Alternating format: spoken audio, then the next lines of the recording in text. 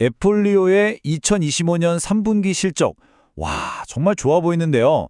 근데 딱 하나, 이게 왜 이러지? 싶은 숫자가 있습니다. 오늘은 최고 재무 책임자 티모시 이튼의 발표를 통해 그 미스터리를 한번 같이 풀어보겠습니다. 자, 그럼 바로 본론으로 들어가서 가장 눈에 띄는 성공 지표들부터 한번 볼까요? F폴리오가 이번 분기에 얼마나 대단한 성과를 냈는지 이 숫자들만 봐도 바로 감이 오실 겁니다. 첫 번째 숫자, 총 매출인데요. 무려 2억 4,900만 달러입니다. 와, 정말 엄청나죠? 이 숫자가 그냥 나온 게 아니거든요. 잠시 후에 어떻게 이런 실적이 가능했는지 자세히 뜯어볼게요. 이게 그냥 매출이 늘었다 이 정도가 아니에요. 작년 같은 기간이랑 비교해서 무려 21%나 성장한 겁니다. 시장에서는 이 정도까지는 예상 못했거든요. 완전히 기대를 뛰어넘는 정말 강력한 성장세라고 할 수 있죠. 그럼 이 엄청난 성장은 다 어디서 오는 걸까요? 답은 간단합니다. 바로 탄탄한 고객 기반이죠. 지금 애플리오 플랫폼에서 관리하는 부동산 유닛 수가 910만 개를 넘어섰습니다. 자, 그런데요. 이렇게 매출도 늘고 고객도 늘고 다 좋은데 딱 한 가지 숫자를 보면 이야기가 조금 달라집니다. 좀 이상하거든요. 바로 이 non-GAAP 영업이익률이라는 건데요. 뭐 복잡하게 생각할 거 없이 실제 회사가 돈을 얼마나 잘 벌고 있나 보여주는 중요한 지표라고 보시면 돼요.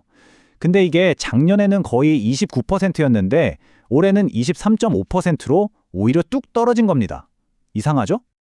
아니, 매출은 그렇게나 올랐는데 왜 이익률은 떨어진 걸까요? 투자자라면 당연히 이런 질문을 던져야겠죠. 도대체 무슨 일이 있었던 걸까요?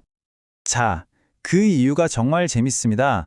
바로 회사가 실적이 너무 좋았기 때문이에요. 이게 무슨 소리냐고요? 말 그대로 행복한 고민을 하고 있었던 거죠. 자, 이 과정을 한번 보시죠. 아주 간단해요. 첫째, 회사가 목표를 초과 달성하는 엄청난 성과를 냅니다. 둘째, 그러다 보니 직원들한테 줘야 할 연말 보너스가 예상보다 훨씬 커진 거죠. 셋째, 회계 원칙상 이 보너스를 비용으로 미리 잡아둬야 하거든요. 이걸 이번 분기에 반영한 겁니다. 그랬더니 넷째, 장부상으로는 이익이 줄어든 것처럼 보이게 된 거죠. 일시적인 착시 효과랄까요? 구체적인 액수를 보면요. 애플리오가 앞으로 나갈 연말 보너스를 위해서 무려 1,300만 달러를 추가 비용으로 이번 분기 장부에 기록한 겁니다. 바로 이겁니다. 이게 핵심이에요. 만약 이 일회성 보너스 비용 1,300만 달러가 없었다고 가정하고 다시 계산해보면요. 영업이익률은 약 29%가 나옵니다. 작년이랑 똑같은 수준이죠. 그러니까 사실 회사의 수익성 자체는 전혀 나빠진 게 아니라는 겁니다. 자, 이제 이익률에 대한 미스터리는 풀렸죠? 그럼 다시 본론으로 돌아와서 이 엄청난 성장을 이끈 엔진이 뭔지 그 속을 한번 자세히 들여다보겠습니다.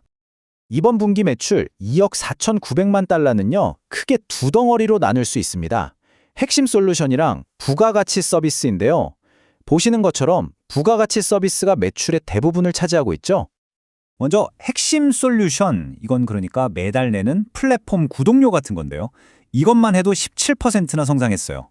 새로운 고객도 많이 들어오고 기존 고객들은 더 비싼 프리미엄 요금제로 업그레이드를 많이 했다는 뜻이죠. 그리고 부가가치 서비스. 예를 들면 온라인 결제나 입주자 심사 같은 것들인데요. 와, 이건 22%나 성장했습니다. 훨씬 더 빠르죠?